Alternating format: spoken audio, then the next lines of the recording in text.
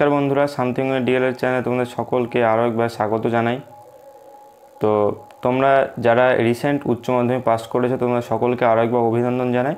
তো আজকের এই ভিডিওর মাধ্যমে আমরা আলোচনা করার চেষ্টা করব যে তোমরা যারা রিসেন্ট উচ্চ মাধ্যমিক পাস করেছো তোমরা অনেকে শুনে থাকবে যে উচ্চ মাধ্যমিকের পর ডিএলএড কোর্স কর বা ডিএলএড কোর্সটা এই কত বছরের হয়, কি পরীক্ষা দিতে হয়, কোন পরীক্ষায় তোমরা ডিএলএড কোর্স করার পরে বসতে পারবে, কত টাকা খরচ হবে, কত বছরের কোর্স, কিভাবে পরীক্ষা হয়, এই সমস্ত বিষয় নিয়ে এবং বর্তমান পরিস্থিতির উপর ভিত্তি করে কী সুবিধা অসুবিধা সেই বিস্তারিত কিন্তু এই ভিডিওতে আলোচনা করা হবে।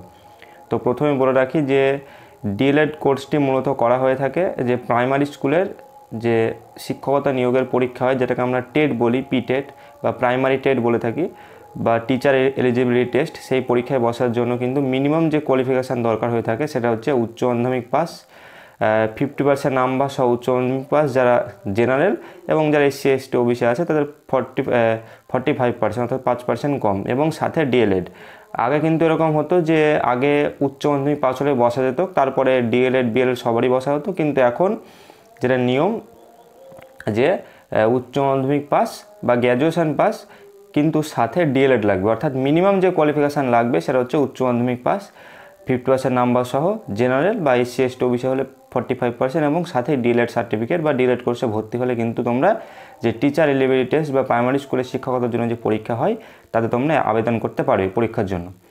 তো এবার আমরা আলোচনা করব যে তোমরা বুঝতে পারলে যে টিচিং লাইনে তার আসার জন্য এটি করা হয়।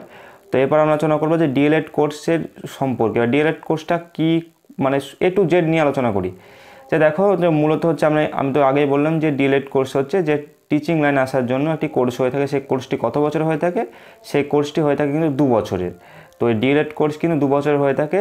যেমন এটা 2024 চলছে, তাহলে তোমাদের এই 2024 সালে সেশনটা শুরু হবে এবং যেটা শেষ হবে 2026 সালে হয়ে গেল। এবার আরেকটা বিষয় হচ্ছে ফর্ম ছাড়ে, অর্থাৎ মানে এই ডিএলএড কোর্সে ভর্তির জন্য তোমাদের যে উচ্চ মাধ্যমিক রেজাল্ট তোমাদের হয়ে গেছে, তো এই রেজাল্টের পরে কিন্তু ফর্ম ছাড়া হয়, তখন অনলাইনে ফর্ম ফিল আপ করতে হয়। যে সমস্ত তোমাদের কাছাকাছি কলেজ রয়েছে, সরকারি কলেজ, সেই সমস্ত কলেজে কিন্তু ফর্ম ফিল আপ করতে হয়। সেটা অনলাইনে করা হয়, আবেদনটা অনলাইনে করার পরে সেই কলেজের মেরিট লিস্ট বের হয়, সেই মেরিট লিস্ট অনুযায়ী ভর্তি হয়। এছাড়া যারা দেখা গেল যারা নাম্বার কম রয়েছে, যারা সরকারিতে চান্স পেলো না অথচ ডিএলএড করার ইচ্ছা, তাদের কী হয়, যে সমস্ত গভর্নমেন্ট অ্যাফিলিয়েটেড যে সমস্ত বেসরকারি কলেজ রয়েছে, প্রাইভেট কলেজ রয়েছে, সেই সব কলেজে কিন্তু একটু বেশি খরচা করে কিন্তু ডিএলএড কোর্সটি করা হয়ে থাকে। কিন্তু পরীক্ষা কিন্তু একই সময় সকলের একই সঙ্গে হয়, যে সরকারি বেসরকারি একই সঙ্গে হয়, কিন্তু এটা প্রাইভেটে, এটা গভর্নমেন্টে তাই। তো মোটামুটি তোমাদের যে ডিএলএড কলেজে যারা গভর্নমেন্ট থেকে করে তাদের খরচাটা খুবই কম পরিমাণে হয়। ভর্তির সময়, ফর্ম ফিল আপে, পরীক্ষার সময় যে সমস্ত টাকাগুলি লাগে, নিজের যে সমস্ত যাওয়া আসা খরচা বা থাকা খরচা, হোস্টেলে, সেই সব জিনিসগুলো লাগে, তাই তাছাড়া মূলত বেশি খরচা হয় না। কিন্তু বেসরকারি থেকে করলে মোটামুটি অনেকটা খরচ হয়ে যায়।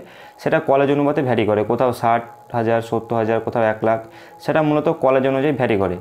যে আর ছাত্র কতটা মানে ছাত্র কতটা চাইছে সেই কলেজে ভর্তি হতে, সেই অনুযায়ী মূলত ভ্যারি করে। সেটা কোনো ঠিক ঠিকানা নেই যে আমার এখানে 60,000 হলে তোমার এখানে 60,000 হবে, এমন কোনো মানে নেই, সেটা কলেজ অনুপাতে ভ্যারি করে। তো মোটামুটি তোমরা যদি ইচ্ছা থাকলে তোমরা কলেজে খোঁজ নিয়ে দেখতে পারো কত হতে পারে। তারপরে বলি, ডিএলএড কোর্সে তোমরা ভর্তি হলে মোটামুটি ভর্তি হওয়ার পরে তোমাদের কিন্তু পরীক্ষা হয়। তো 2 বছরে 2 সেমিস্টার হয়, অর্থাৎ ফাইনাল ইয়ারের একটা ফার্স্ট ইয়ারের পরীক্ষা হবে যেটা ফাইনাল পরীক্ষা, আর একটা হবে সেকেন্ড ইয়ারের পরীক্ষা, যেটা অন্য কলেজে গিয়ে দিতে হবে। বাদ বাকি তো ইন্টারনাল, এক্সটার্নাল এইসব আছে। তো এইসবে বেশি মাথা ঘামে লাভ নেই, কারণ এইগুলি মোটামুটি সহজই হয়। আর যেহেতু টিচিং লাইন, তাই এক্সটার্নাল ইন্টারনাল যে পরীক্ষাগুলো হয়ে থাকে, তোমরা যেন প্র্যাকটিস টিচিং মানে করতে যাই। আমরা যখন 8-9-এ পড়তাম তখন আশা করে লক্ষ্য করেছি যে অন্যান্য কলেজ থেকে স্যাররা আসতো প্র্যাকটিস টিচিং করতে, সেই মতন কিন্তু তোমাদেরকেও যেতে হয় ডিএলএড করলে। অন্যান্য যে সমস্ত প্রাইমারি স্কুলগুলো রয়েছে কাছাকাছি, সেই সব স্কুলে কিন্তু পড়াতে যেতে হয় কিছুদিনের জন্য, 45 দিন, 30 দিন এরকম কিন্তু পড়াতে যেতে হয়। তো এরপরে তোমাদের ফার্স্ট ইয়ার একটি পরীক্ষা হয়, আর সেকেন্ড ইয়ার একটি পরীক্ষা হয়, ফাইনাল পরীক্ষা।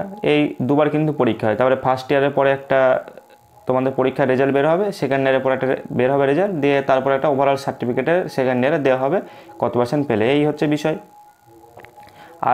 আর কিন্তু মাঝে পরীক্ষা হয় না। আর কলেজে কিন্তু অনেক কলেজে ক্লাস হয়, অনেক কলেজে কিন্তু ক্লাস হয় না, কারণ স্যার থাকে না ঠিকঠাক, সেটা তোমরা দেখবে।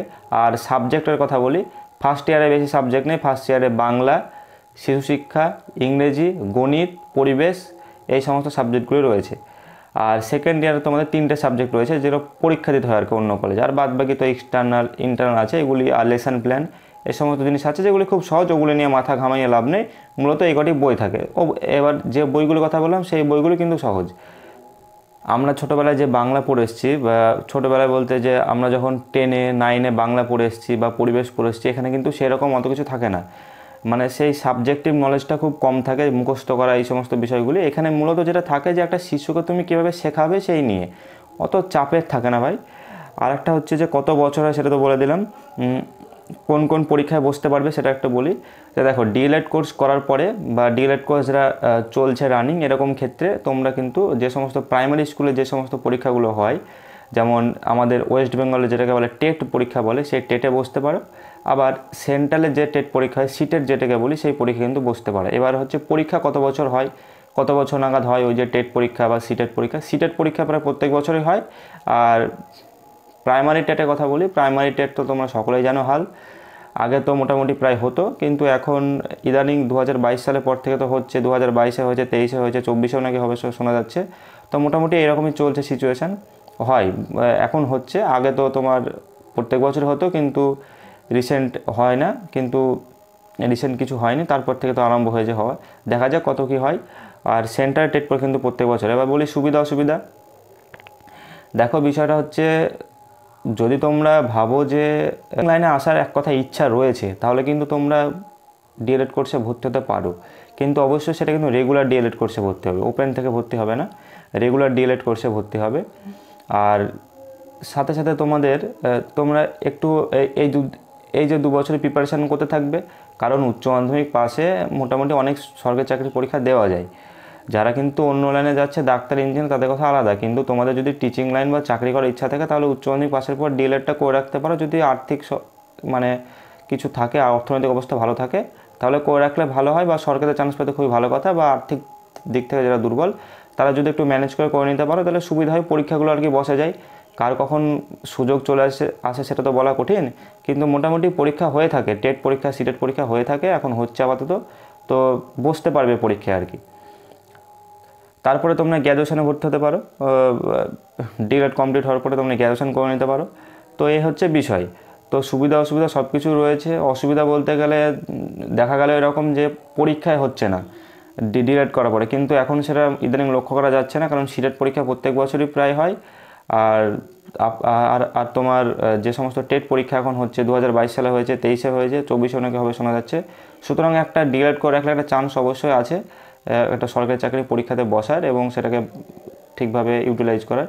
তো তোমাদের সেটা এবার আশা করি তোমাদের যে সমস্ত বাড়ির আশেপাশে স্যাররা রয়েছে বা ম্যামরা রয়েছে, তাদের সঙ্গে যুক্তি পরামর্শ করবে, দেখবে, বাড়িতে বলবে, এই হচ্ছে বিষয়।